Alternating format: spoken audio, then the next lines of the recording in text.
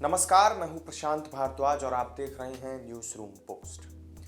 केंद्र की मोदी सरकार ने संसद के बीते शीतकालीन सत्र में हिट एंड रन से जुड़ा एक नया विधेयक पेश किया था और इस बिल पर राष्ट्रपति द्रौपदी मुर्मू ने भी दस्तखत कर दिए हैं और अब ये भारतीय न्याय संहिता के तहत नया कानून बन चुका है।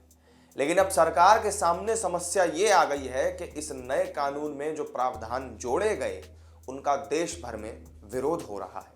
इस नए कानून के तहत हिट एंड रन के मामलों में अगर ड्राइवर हादसे के बाद फरार हो जाता है और एक्सीडेंट में किसी की मौत हो जाती है तो ड्राइवर को 10 साल तक कैद की सजा का प्रावधान है।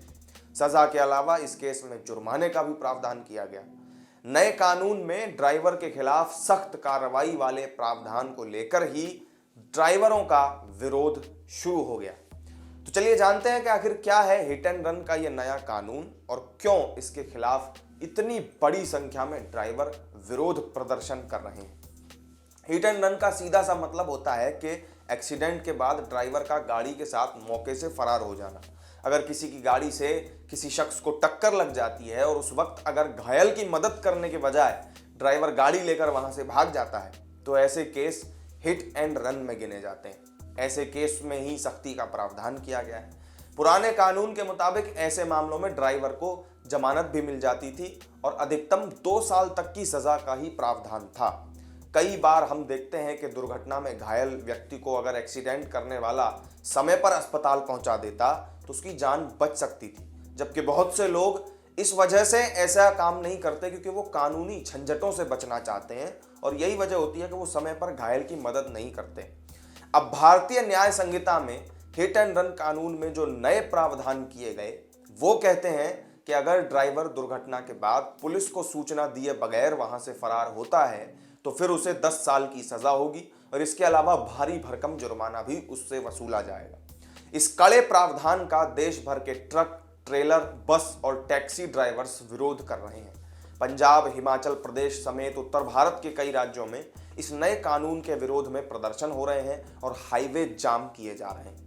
हिट एंड रन के मामलों में सरकार यूं ही सख्ती नहीं बरत रही है। दुर्घटना के आंकड़े ये कहते हैं कि हिट एंड रन के मामलों में हर साल देश में 50,000 लोगों की मौत हो जाती है। मौतों के इन आंकड़ों को देखते हुए ड्राइवरों पर सख्ती करते हुए नए कानून में और ज्यादा सख्त प्रावधान जोड़े गए।